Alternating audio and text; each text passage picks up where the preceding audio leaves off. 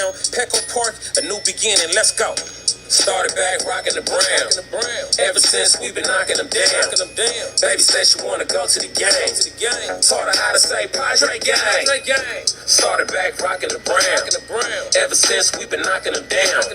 Mitchell and Ness with the old school name. All of the homies holler Padre gang. Yeah, that. And good day, everybody. Welcome to episode 187 of the Talking Friars podcast and YouTube show. I'm your host, Ben Fadden, here coming to you after the San Diego Padres just swept, brought the brooms out, whatever you want to call it. They swept the Arizona Diamondbacks at Petco Park. After getting swept by the Rockies, they then go sweep another team. So that's great to kind of cancel those games out. Now they get to head into this Philadelphia series, this 4-game series over the weekend with the favorable pitching matchups, I think. And we'll get into that in a little bit. Padres won 4-1 on Monday, 3-2 on Tuesday. Then they just finished off Arizona a few minutes ago, 10-4 today. This episode is brought to you by GAGLIONE Bros Famous Cheesesteaks and Garlic Fries. They're located in Mission Gorge, Point Loma, and of course inside Petco Park during the Padres season. I am sweating right now. I am in my garage. There's a fan on, but it's pretty hot in here. I'm sure it was pretty hot out there at Petco Park for anyone that went today. It looked hot. The Padres bats, I guess is a good transition. The Padres bats were hot in this series against Arizona, especially in this final game of the series. And we could talk about Monday. We'll start with Monday. We'll talk about Tuesday, talk about Wednesday. I think it's best to start off with the Fernando Tatis Jr. news, though, because I think that's the biggest thing out of this series, just to be honest, is the Fernando Tatis Jr. news yesterday that he has started swinging a bat. And it was kind of weird how the news kind of like transpired, if that makes sense. Because yesterday I was in the Extra 1360 studios sitting in on John and Jim with John Schaefer, Jim Russell. They were great. I cannot thank them enough for having me and letting me sit in on the show and participate in the show. If you missed it on the YouTube channel, this very YouTube channel is some highlights, like 12 minutes of me, John, and Jim talking. But you can also listen to their show, I think, sportssd.com. The second and the third hour were the hours that I had a mic on. I was there the first hour, but I wasn't talking. But anyway, I was there in the studio, and as John and Jim, I think they were doing an interview, and so my mic was off, and I was looking, and I saw, oh, Fernando Tatis Jr., there's pictures and there's videos circulating that Fernando's swinging a bat in the batting cages. And it's kind of like, at first, I'll admit, I was like, I don't believe this. Like, the picture wasn't coming from, Kevin Acee or like a real reporter. And you just couldn't really tell. To be honest, if I'm being honest, like I looked at Tatis's face in the picture and it looked like he had like a fat face. So I was like, is this really even true? And then I saw that it was Padres Diamondbacks on the TV picture. And then the videos came out. I think Max Reyes was his name with the video. And then Patrick Daly later said he has seats down there.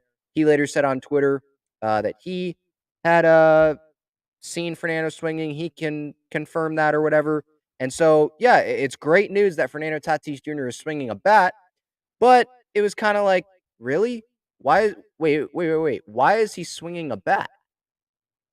That didn't make sense. Like, AJ Preller literally called a press conference in Chicago at Wrigley Field while he was attending the draft combine at Petco. It was on Zoom, informing the media that Fernando's not going to be swinging a bat because the progress, they didn't see enough progress in the CT scan, or the doctor didn't at least.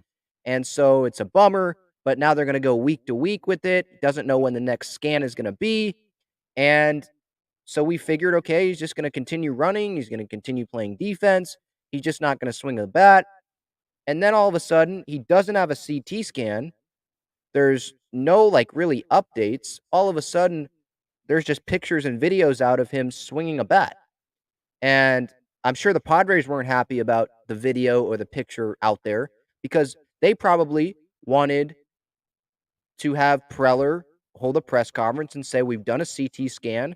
We've made progress and Fernando's going to start swinging a bat. Based on the press conference in Chicago, I feel like that's exactly what Preller and the Padres would have wanted to have happen. But that didn't happen.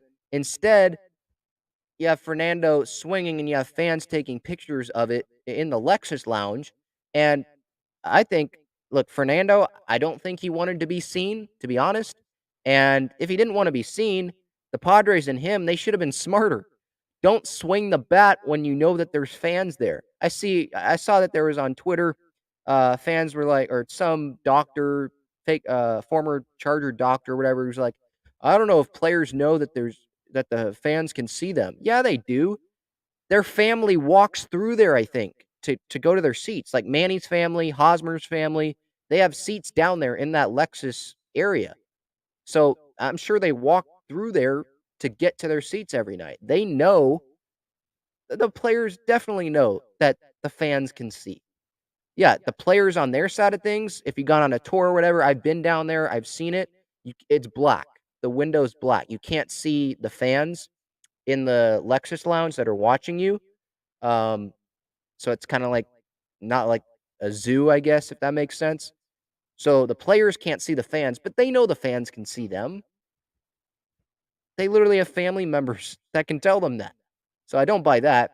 The Padres, if they wanted to keep it secret, if they wanted to announce it themselves instead of having fans post pictures and videos of it, then they would have had Fernando swing a bat at midnight or whatever. If that's what they wanted to keep it secret, and then they make a CT scan, there's progress, and they come out and say, yeah, Fernando's swinging a bat now, and maybe he's ahead of schedule, or at least more ahead of schedule than the media would have thought, because he was swinging a bat earlier than the CT scan. That maybe that would have been a positive PR play for the Padres. I don't know, but yeah, that was kind of weird yesterday when I was during the John and Jim show. I was in their studio. We were kind of confused, like, what is going on here? This doesn't make a whole lot of sense because he hadn't had a CT scan yet. That's why, for you know anyone, like I saw people were getting it. Stephen Woods, who's been on the show before, obviously of Ben and Woods, 97.3 The Fan. I'm actually wearing the Tier 1 T-shirt right now. Anyway, people were getting at him, like calling him a hack and all that. It's like he was probably having the same logic. Like, good scoop, whoever got it, cool, good for you. Um, and it should come as amazing news, right? I'm kind of I don't know how do I feel. I'm kind of disappointed that the Padres didn't let the public know that Fernando was going to be swinging, and they were trying to hide it, because they were trying to hide it, or else they would have held a press conference before Fernando started swinging. But they tried to hide it, and that didn't work out. So I'm kind of glad that it didn't work out, because now we know that Fernando's swinging, and we could be happy about that. And that's what I do kind of want to focus on. I know I just spent a lot of time with how the swinging came about and how we knew about it. But this is amazing news that Fernando is swinging. He's taking, I think, 40% swings right now. That's what he told the media before today's series finale against the Diamondbacks. And from what I saw from the videos, they were dry swings. They were a couple swings, I think, off the tee. I'd say it was more than 40%, but Fernando's probably just trying to downplay it a little bit. He looked good. He was still, swing. They were full swings, by the way. They were full swings, maybe not 100% swings. They weren't 100% swings, I'll tell you that. But they were full swings. I'll say that. I'll make that clear. But it's good news because now you can start the process. We know the process has already started of him taking those swings, and now he can progress to tee work consistently, front flips, batting practice in the cage, live BP, and then a rehab assignment, and hopefully he can be back. So let's say, so he's already started swinging yesterday. He's probably started swinging a week ago, if we're being honest, and just didn't tell anyone. Um, but even if we're just counting from yesterday, that's 3 weeks. So 1, 2. So the 3 weeks would be up July 12th, and the All-Star game, I think, is it the 18th or the 19th, somewhere around there.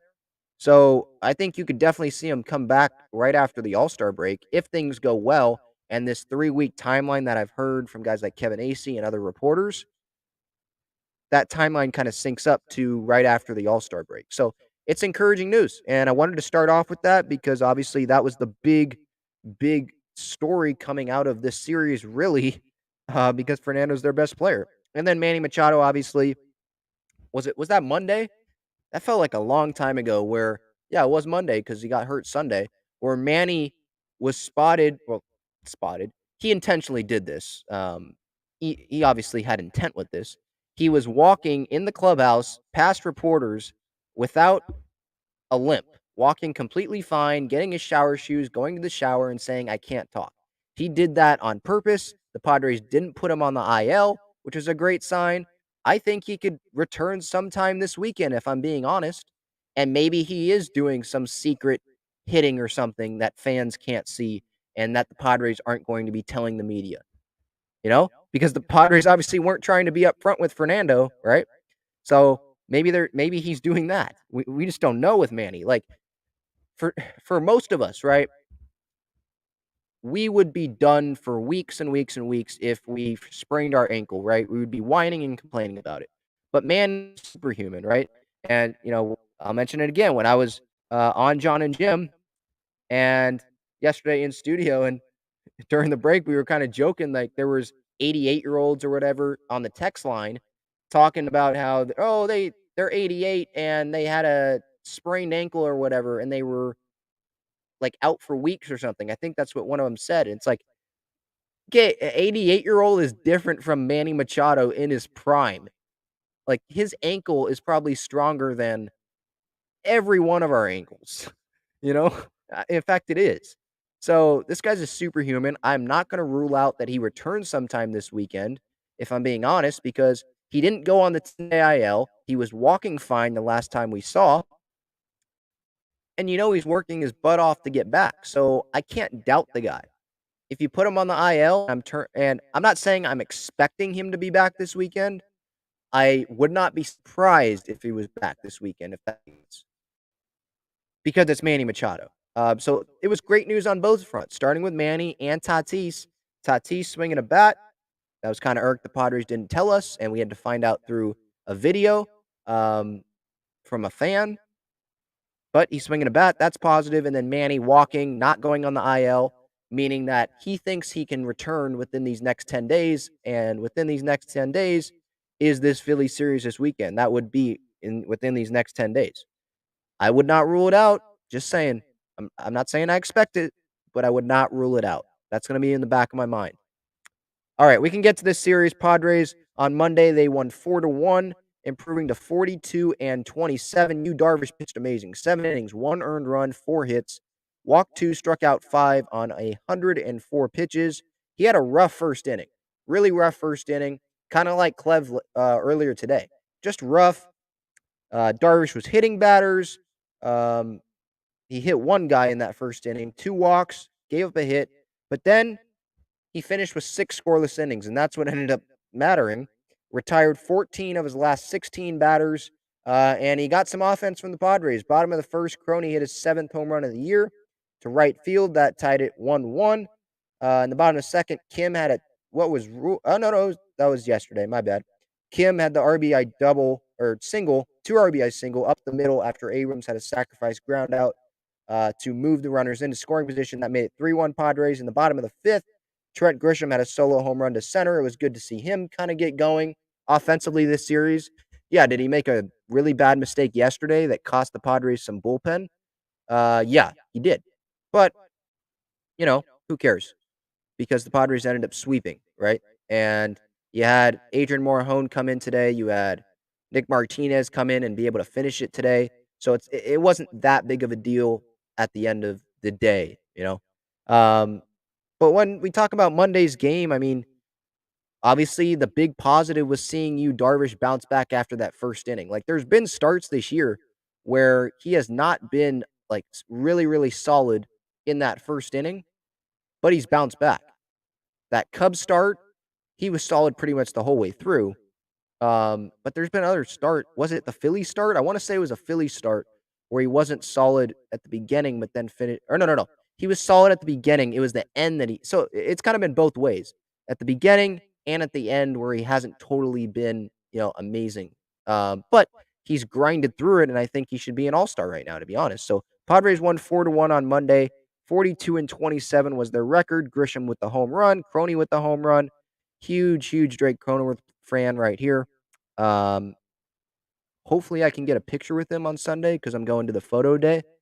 My mom made a Crone Zone t-shirt for me, so maybe we can get that done. Hopefully.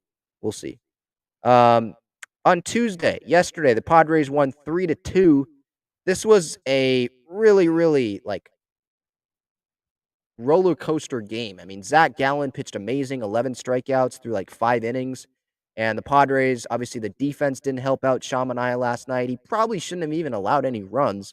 He gave up 2 runs, and Trent Grisham didn't help him there. That's why he gave up the 2 runs, is he went and dove for a ball he shouldn't have dove for. It was 4 feet in front of him, and he tried to dive for it, went to the wall, and a 2-run inside the park home run scored. And that was the only 2 runs the Diamondbacks scored. And because of that error by Grisham, it wasn't an error. It was an error, but it wasn't an error officially in the scorebook. Because of that error, Manaea had to pitch in a really close tie game at times, right? And they had to use the bullpen. Steven Wilson, Tim Hill, Nabil Chrismat. They had to use all those guys, probably more than they wanted to. They used Taylor Rogers as well, I think, right? They had to use all those guys when they probably shouldn't have needed to if Grisham would have just not tried to dive for it and keep it in front of him. But yeah, Gallen was amazing in this game. 11 strikeouts through 5. Talked about those 2 runs Arizona scored. San Diego's first run, by the way, also came on an error. I think they ruled it a double, but there's no way that was a double on the Kim liner to left. There was no way that's a double. He lined it to left. The fielder just totally clanked it off. It just clanked right off his glove. And Abrams scored. That made it 2-1. Hosmer hit a home run in the 6th, tied it at 2. Now, for all those people on Twitter that want to say, give props to Hosmer and all that, it's totally. I'm going to give props to Hosmer right now. Props to Eric Hosmer, Mr. Eric Hosmer, for making an adjustment kind of last night and capitalizing on Gallen's mistake. I saw people in my replies on Twitter yesterday when I posted the Hosmer home run, and they were sending a link back to the 2 strikeouts that I tweeted out of him. And it's though you can't compare the 2 strikeouts with the home run. They were trying to say, oh, Ben, well, Hosmer adjusted here. He kind of adjusted, but look at the 2 pitch locations. The strikeouts were balls in the dirt, and that's the scouting report on Hosmer this year. Throw the ball in the dirt, and he's going to swing at it. He's going to stick his butt out and try to go down and swing at it. Maybe you're not visualizing that, but that's what happens. Just go look it up. The Gallen home run, or the home run that he hit off Gallen, that ball was not in the dirt. It wasn't in the strike zone. So yeah, props to him going down and getting it. But it was not in the dirt. Gallen kind of missed a spot on that pitch. So he capitalized on Gallen not getting it down enough, if that makes sense. Now, that kind of, sounds like me saying, oh, Ben, it feels right. You're probably listening to this and you're like, Ben, you're trying to make a negative out of a positive, right? A positive, Hosmer homered, and you're trying to make it a negative. I'm just trying to tell you what I was seeing. Gallen did not execute the pitch to Hosmer. When Hosmer hits a home run, props. I just said props to him 3 times. Congratulations, Eric. But it was his first home run since May. He's not producing. He is a hole in the lineup most of the time. He has grounded out to second base a ton. Feels like that's what he's doing almost every at-bat now. And when he hits a home run, sure, I'm a Padres fan, right? I'm a Padres fan. If the Padres win, that's all I care about, right? I'm not here to only try to hate on Hosmer. I think Grisham needs to step up offensively. I think he's doing it recently, right? Who else? I think Nola needs to step up offensively. I think he had some good at-bats today. There are other guys. I'm not just trying to pick only on Hosmer. And LTAS760 here in the comments says, positive vibes, go Padres. Yeah, positive vibes. They swept the Diamondbacks. It is huge that they swept the Diamondbacks after being swept by the Rockies to make up those 3 games, because it was embarrassing that they got swept by a last place Rockies team, and they got owned by Charlie Blackmon and CJ Cron like it feels like they always do. So yeah, props. I'm very happy with this team, right? And with the news that Fernando's swinging a bat, and the news that Manny wasn't limping on Monday, 36 hours after it looked like shattering his ankle, right? At least on the highlights. So there's a lot to be happy about. Let's effing go San Diego. I mean, we'll talk about that. Jorge Alfaro's walk-off home run. But at the same time, like Hosmer, you got to just admit, for those Hosmer defenders, he has not been great since, the beginning of May. Just look at the numbers. Look at the numbers. And the Padres on Tuesday, they did have plenty of opportunities with runners in scoring position. In the 7th, Kim struck out. No outs, by the way. Runners in scoring position, no outs. Kim struck out. Grisham struck out. Profar popped out. In the 10th, Kim was thrown out on a Grisham bunt. Grisham, yeah, he's been pretty good with bunts, but he hit one hopper right to the pitcher, and he's a lefty, so he was able to just grab it and throw it. He didn't have to grab it, spin, and then throw it. So that didn't work out. Kim was thrown out, and they didn't get a run there. Nola struck out with 2 outs looking on a pitch he should have swung at. It was right down the middle pretty much. But yeah, I do want to keep it positive, but I do also want to point out stuff because I write notes during the games, and it's not like write negative notes. No, I write things that I see, and despite that the Padres won, that's what I saw was they didn't come through late there with runners in scoring position.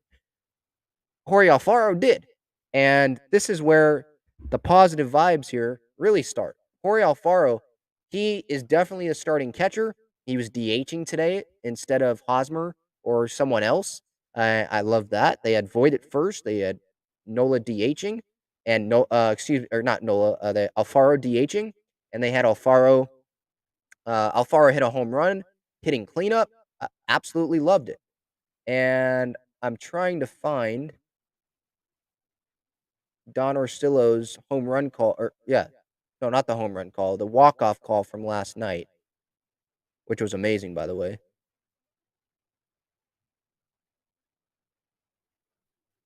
All right, here it is. So runners on first and second, 1 out, bottom of the 11th last night. Jorge Alfaro in a 2-1 count is up at the plate. Here is the legendary Don Orsillo on the call, Bally Sports San Diego. Alfaro grounded into left field. It's Zokar coming around. The throw. It's late. Padres win. Jorge Alfaro walks it off with a base hit to left, and at 11, the Padres win it 3-2. So, what an amazing call. I mean, Jesse had a good call as well. I was listening to that to the radio this morning. And Jorge Alfaro, man, just coming through. I had a stat out today that he has an OPS over 1,000 in June. Nola's OPS is like 700. It's clear, a little over 700 to be fair. It's clear that Alfaro, I think, should be the starting catcher easily.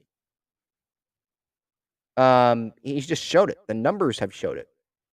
And I can look up in June. Hang on.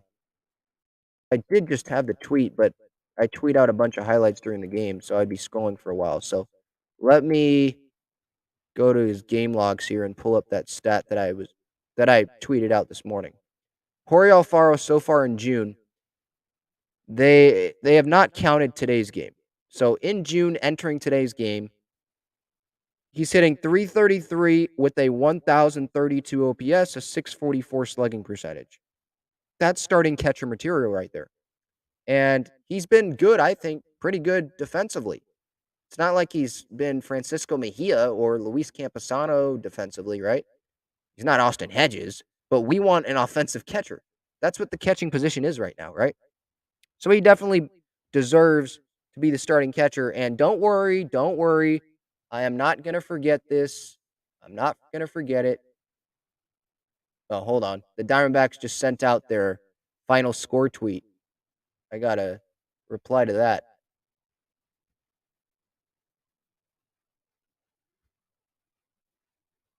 Should I do sweep or should I do... I'm going to do Cronenworth. You just lost to Jake Cronenworth. There we go. You know what? I'll do multiple. I'll do multiple. I'll send him the Let's Effing Go Alfaro shirt that my mom made me because he homered today, so that fits good. Perfect. Yeah, did anyone see this? The shirt?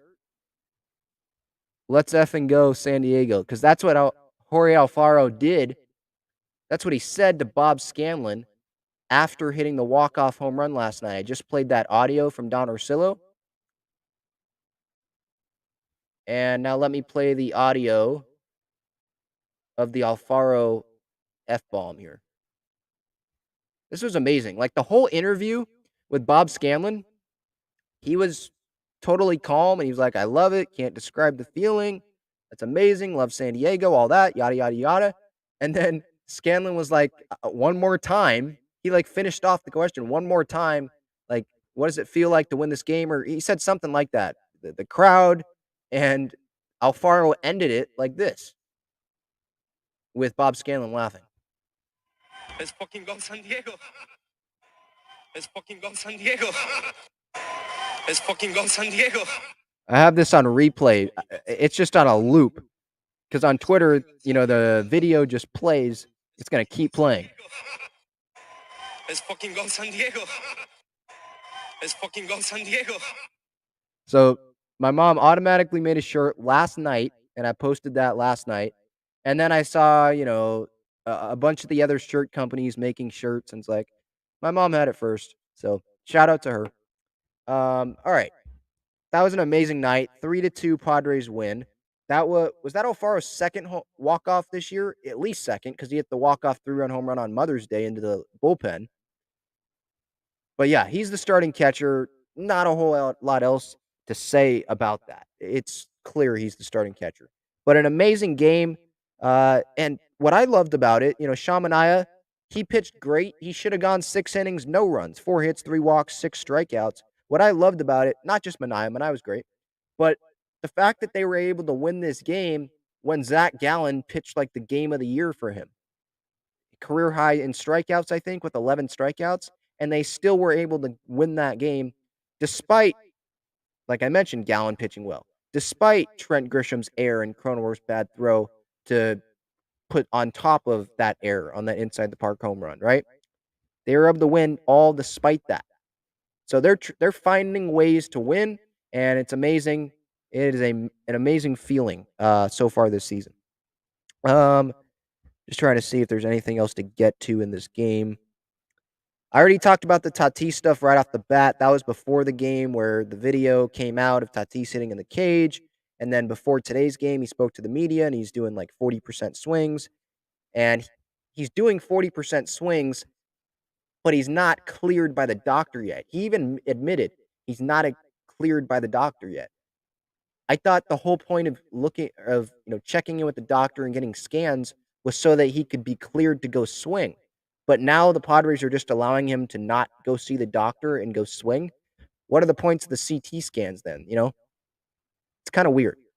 To measure progress, I understand that, but I thought the CT scans were supposed to like be the last hurdle for him to be able to go swing.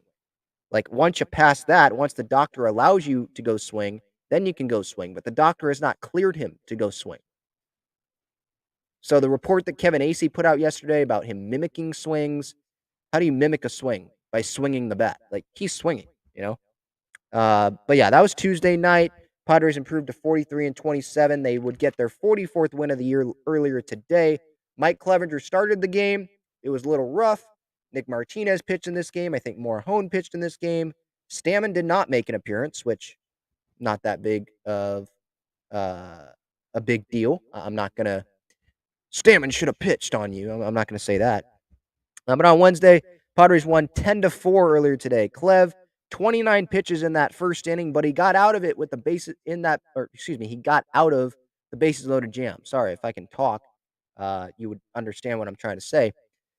In the bottom of the first, the Padres saw that Clev worked through it, and they capitalized on Mad Bum. Mad Bum, he hit like 2,000 strikeouts today or something, and the Diamondbacks were like, congratulations on hitting 2,000 strikeouts. I'm going to look that up real quick, too. They were like, congratulations, Mad Bum, on hitting 2,000 strikeouts. And it's like, yeah, congratulations on giving up 6 runs in your first 2 innings. Yeah. So this was their tweet. They said, congratulations, Madison, on an historic milestone. I'm reading that word for word. Congratulations, Madison, on an historic milestone. Is that proper grammar? So their social media team's a non-contending team either, I guess. Holy cow. And they didn't even correct the mistake. So, and then people in the comments, congrats on getting owned by your daddies. And then what happened? Worst D-back signing ever. Washed. Padres own Madison Bumgarner, still lost. What is his ERA today? He got cooked. Congrats on 6 earned runs in 4 innings. Ultra MAGA Phil says. It wasn't 4 innings, it was 2 innings. That's the thing. It was 6 runs in 2 innings. And he probably wanted to punch the heck out of, what was his name? Josh Rojas, the third baseman, who made the error. Because there were 2 outs in the first inning. There was the error on the grounder to Josh Rojas. And then 4 Padres runs ended up scoring later in the inning. And so, yeah, he probably wanted to punch the heck out of that guy. And the Padres capitalized. They scored 6 runs in those first 2 innings. I think 4 runs in the first inning. Nola, Grisham, Azokar, Voit had RBI singles. Alfaro had that fielder's choice. Tons of meatballs is what I, took away from Mad Bum's start, especially early on. Tons and tons of freaking meatballs that he was throwing. Breaking balls that were left up down the middle of the plate. I mean, holy cow. And it was great to see. I am not a fan of Mad Bum at all. I hate that guy. I hate Max Muncy. That's another guy. Who else? Bellinger's a pretty punchable face. I'm talking about players. I mean, Angel Hernandez. Jeez Louise. Who's that other umpire that I had that breakdown earlier this year? The lip reading. That was trying to get in a fight with Manny. I'm blanking on his name. Ron Culpa, that guy. That guy. Oh my goodness. Mr. Give me attention. I'm the center of attention. Fans come to see me. And then that other freak, that other umpire that was like rubbing Mad Bum's hands. I forget his name. And was staring right into his eyes, rubbing them and waiting for Mad Bum to give a reaction in Miami. I forget his name, but that guy's a weirdo too. But yeah, there's a lot. Yeah, Quan says there's a lot in the NBA and the NFL. Yeah. Yeah, I've definitely experienced some of those. I worked for an NBA team in New York in the locker room. Yeah, there's a bunch of those guys. What else in this game? I mean, Profar was amazing. 4 hits. He reached base on that for the 5th time he reached base in his last at bat before he got pulled. Caleb Smith hit him.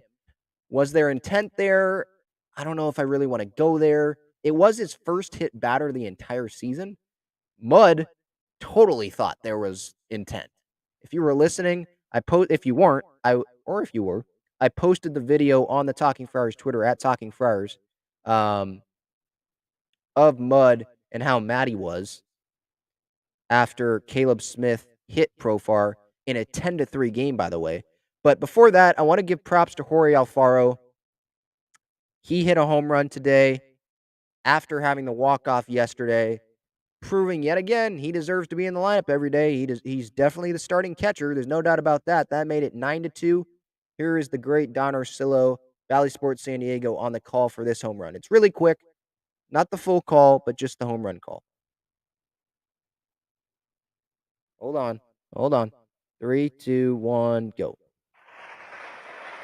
High drive, deep left field. How far will it go? Alfaro off the top tank.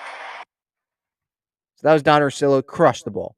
And he said, and Don said during the call, he was like, let's go San Diego. He wanted, obviously yesterday there was the F-bomb in there with Alfaro, but I think he would have gotten in trouble with that with the Valley Sports San Diego people and the Padres people.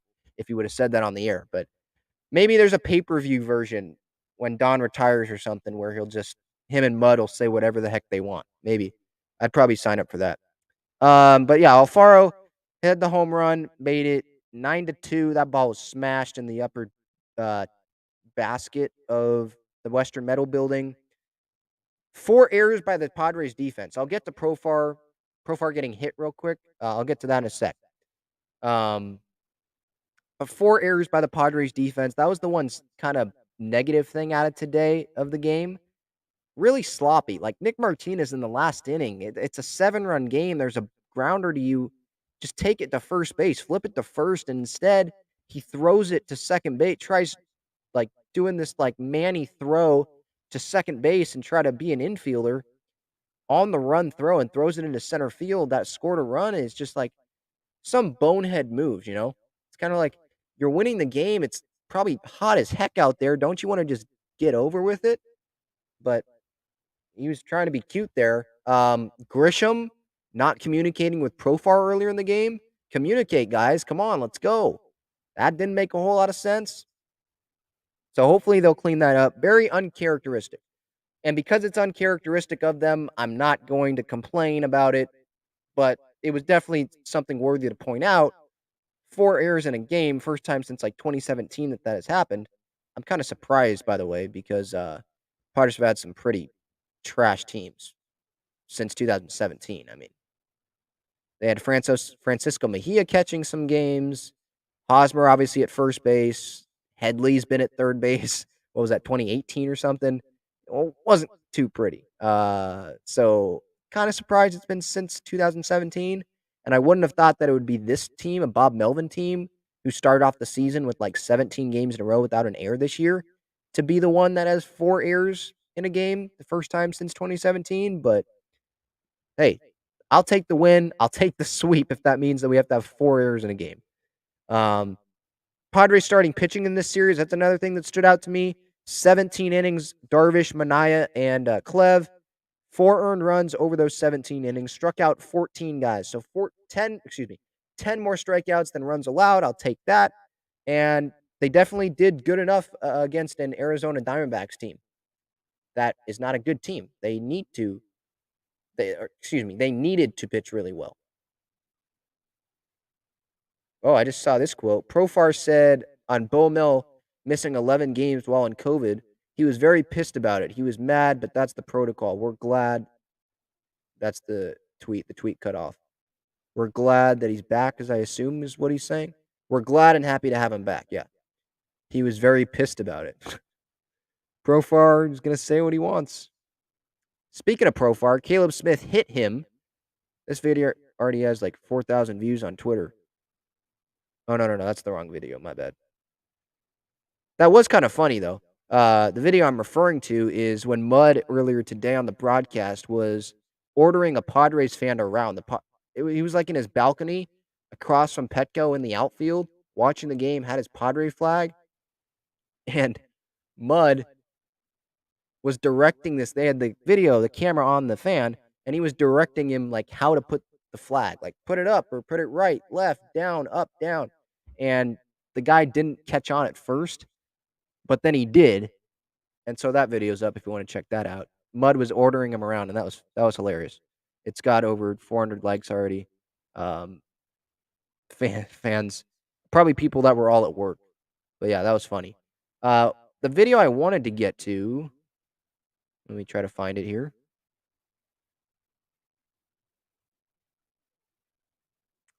And of course, my Wi-Fi doesn't want to work.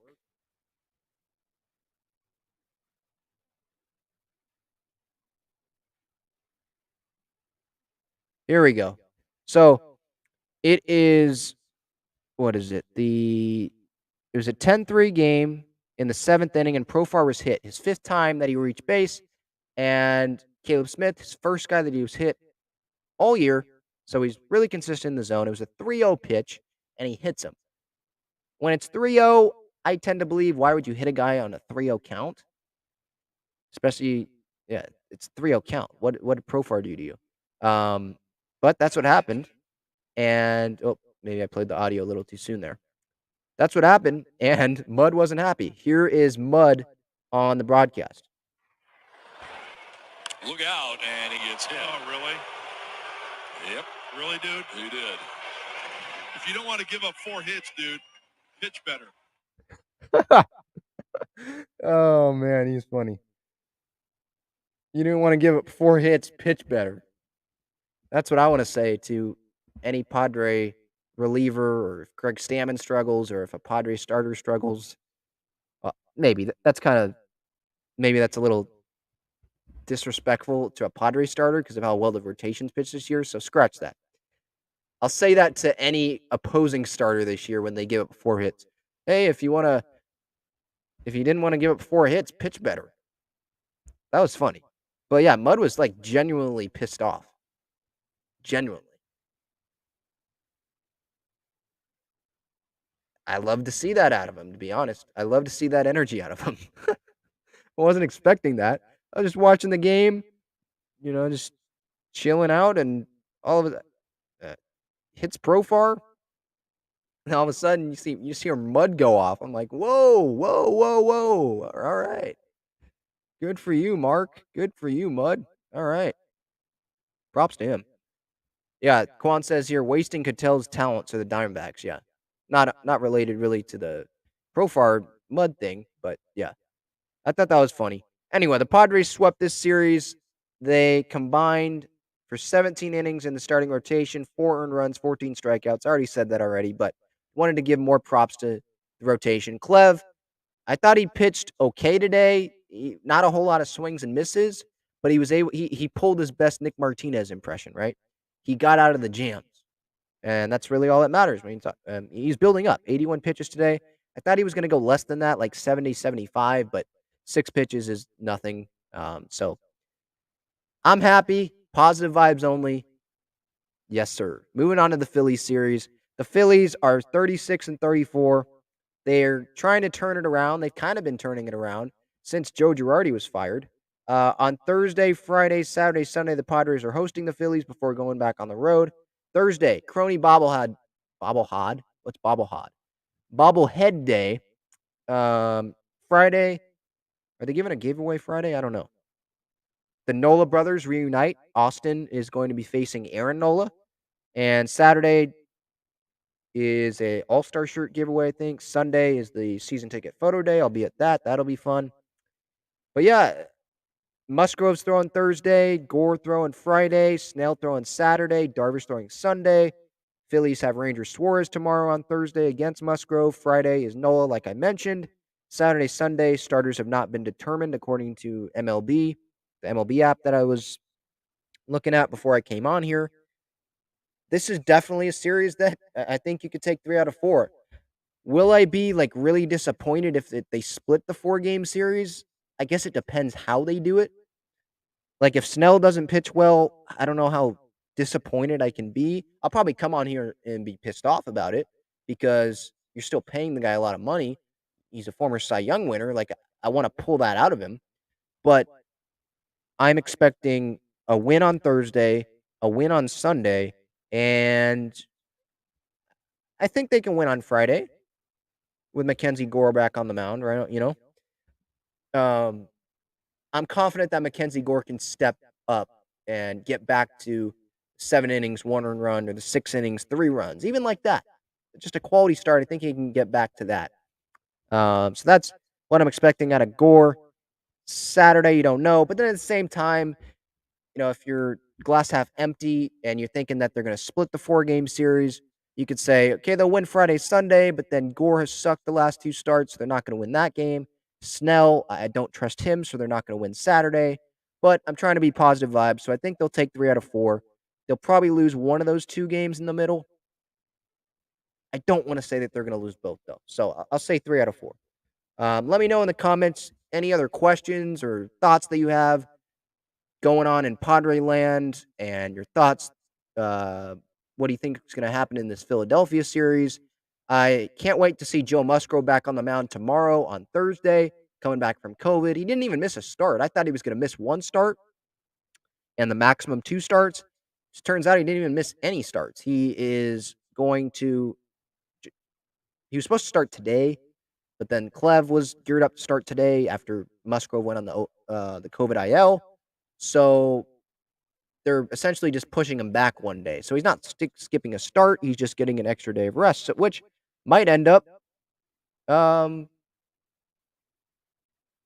benefiting the Padres. Yeah, he might be able to go like 8 innings tomorrow night. Who knows? Now I say that, and Musgrove's going to end up going 5, right? That's baseball. Carpe Diem 2020 says, any Tatis news? I talked about that at the beginning, so you can go back on replay on this YouTube channel. Again, anyone listening or watching here live, I hope you subscribe to the YouTube channel, Daily Padres content. You can go on the podcast and listen to that.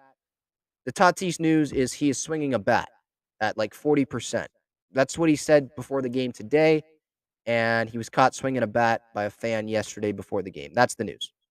And it's positive because we didn't know when Tatis was going to swing a bat. I thought it was going to be probably a week from now after the next scan. I thought the next scan would go well, and then he'd be able to swing a bat because they saw that progress was going to be happening or they saw that progress happened on the scan before that. But doesn't seem like the Padres really care about the scans. They're just having him swing and not telling us until a fan tweets it out. So, whatever. Long ball prod, you are spamming me with fun fact. Padres scored a run on every D-backs pitcher today. I'll allow that spam because that's a good one. They scored 6 runs on Madison Bumgarner. Want to repeat that because I hate that guy. Just look at me, look at me. When a guy wants to celebrate a home run, a just tank that he hit off you, run around the bases. Yeah, okay. Guess you can't celebrate any strikeouts you have. Love staring down hitters as well, but they can't celebrate. All right. I hate that guy. Imagine if he was a Padre, dude. That would be weird. That would be hard to like. I wouldn't be able to go all in on him. Like Musgrove, I'm all in on him. Extend Grow Musve if you get it. Again, if you're not on Twitter, you probably don't get it. Extend Joe Musgrove. I am all in on that camp, obviously. Anyone that knows me, all in on that camp. I actually have the Musgrove towel giveaway right over there. You can't see it. But yeah, extend Joe Musgrove. I'll be wearing that shirt tomorrow to the game. What was I gonna say? Oh, Mad Bum. I'd never be like fully in on Mad Bum like I am with Joe Musgrove. And like I am with like Cronenworth and Manny, obviously. And Tatis, yeah, he's bothered me sometimes with some of the stuff that he's done, but he's our guy. You got to be all in on him. I love Tatis, yeah. But yeah, I just don't think I'd be able to get myself to fully love Madison freaking Bumgarner. He pitched like a bum today. Carpe Diem 2020. What if Toddy was going that on his own without the team knowing? I don't think he can hit in the cage without the team. Like, how does he hit in the cage without the team knowing? It's not like he's in there at midnight and the clubhouse guys are the only ones there. He was doing it with fans in the Lexus suite watching him. Maybe there was a coach there. Ryan Christensen said after the game, he figured that he knew what was going on. Or he didn't figure. It seemed like, based on his comments, that he knew what was going on. Like, he was asked the question, and he said, yeah, he's just taking a couple swings to see where he's at. Like, to test. So he knew what was going on. I don't think he went rogue. Like, it's hard to there's 2 batting cages. You're right before a game. Players are going to be coming in and out. Like, that's what they do to get ready for the game. Guys hit at different times. They usually take batting practice on the field. Then they come back in, rest, do whatever. And then get dressed. And then at least I think, then they take cage BP under the stadium. Then they go out, stretch, throw on the field. And yeah, that's what they do. So players saw it. I'm sure they did. I don't know how he could have done that right before the game without anyone knowing. Fans definitely knew. you can't convince me that the Padres didn't know either. They were trying to hide it, and it failed. And I'm happy that it failed, to be honest, because now we know that Fernando's swinging, which is a good thing. Again, positive vibes. It's a good thing. All right. Anything else to talk about? I mean, we talked about the Phillies series. By the way, I did have an interview this week with MLB.com's Jim Callis, which is out on this YouTube channel, Talking Friars, and on the podcast, Apple Podcast, Spotify, wherever you get your podcast, where we talked about the Padres draft plans, the MLB Combine, because I was there, Jim Callis was there, MLB Network was there. Talked about that. Talked about the Padres possibly being interested in Kumar Rocker and what that situation's like. Remember, he used to pitch at Vanderbilt, and he might be a top prospect guy, or one of the top pitchers off the board if he's healthy. So we talked about him. Talked about the Padres bringing up C.J. Abrams, and if the Padres were actually like wanting C.J. Abrams to be up, or if they wanted him to have more at bats at the minor league level. And what else we hit on? Esteury Ruiz we talked about as well. When a realistic time frame is for him to come up. So that is available. I think that's episode 186 with Jim Callis. That was yesterday. That is out. So check that out. If you did not see it or you're new to this channel, on the YouTube channel, this very YouTube channel, I talked to Jake Peavy. I talked to David Justice, Greg Amsinger, during the Combine last Friday and asked them some questions. So that's available if you want to check that out. In the comments here, just looking, anything else. Quan says, if Mazzara keeps playing well and Abrams does well, do you see them benching Hosmer and moving Cronenworth to first and having Abrams play second? You mean when Tatis comes back? Because if Manny's hurt right now, or when Manny comes back, let's say if Manny comes back and you move Kim to short, Abrams to second, because Kim is at third right now, Cronenworth to first, and you say bench Hosmer and avoid DH. I think they definitely consider that. I was on the radio with John and Jim yesterday, and I was like, yeah, they shouldn't be starting Hosmer. Voit should be the starting first baseman. He did it with the Yankees. He's played first base. It's not like he's a full-time DH. He wasn't the full-time DH, to my knowledge, with the Yankees. That was Giancarlo Stanton most of the time. Put him out there at first base. He's not terrible there. Can't be more terrible than Hosmer, if we're being honest, right? So, yeah. And Mazzara, and I don't know why you mention if Mazzara keeps playing well, because Mazzara is the right fielder. He has nothing to do with the infield. But, yeah, I think Manny at third when he comes back, Kim at short, Abrams at second, Cronenworth at first. Definitely could see that. Gian says, last year's Padres got 98 and 64 in 1998. With Bruce Bochy, I hope the Padres get 98 over 100 wins in 2023 next year. So you're saying, is that a question? Do you think that the Padres, are you asking me if I think the Padres can get over 100 wins next year? I mean, that's a question I can't answer, because we have AJ Preller as our general manager, who makes a ton of moves.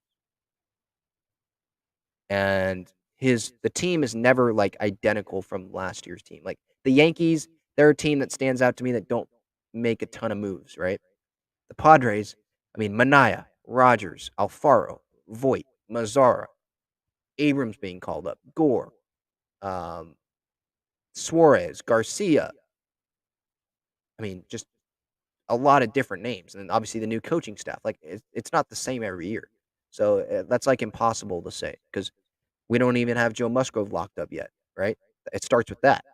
Extend Joe Musgrove. Say it again. Continue to say it. Carpe Diem 2020 says, do we still go after a big bat even if Profar, Mazzara, and Azokar keep hitting? I don't trust that Azokar would continue hitting the whole year. I think that Preller is going to continue looking, but I don't think he's going to feel pressure to go out and get a big bat, to be honest with you, because he knows that Manny and Tatis are coming back. And they've been winning without Tatis the whole year. They've been winning without Manny for these first couple games. When they come back, you insert your two best offensive players. Cronenworth, I'm confident in him. Profar, I'm confident in him in the leadoff spot, to be honest. That's a good top of the order. And then Alfaro, I like what I'm seeing out of him if they start him consistently. To be honest, and with the pitching, don't have to score a ton of runs, hopefully, if they can stay healthy. I don't know if Preller's going to feel a ton of pressure to go out and get a big bat. Especially if you're presenting the question saying that Profar and Mazara keep hitting, I definitely don't see him having pressure to go out and get a big bat. Remember, you have Brent Rooker in the minor leagues as another option. And Myers may be coming off the IL at some point, right? So no, my answer would be no to that. All right, I think that's it. This has been episode 187 of the Talking Friars podcast and YouTube show. Let's effing go San Diego. That was the title. Brought to you by GAGLIONE Bros Famous Cheesesteaks and Garlic Fries. I am Ben Fadden, your host. I'll be at Petco Park Thursday, Friday, and Sunday. Getting my days mixed up.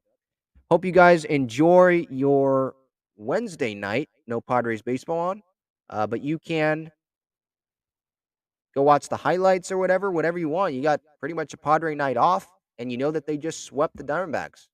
So everything is good, positive vibes.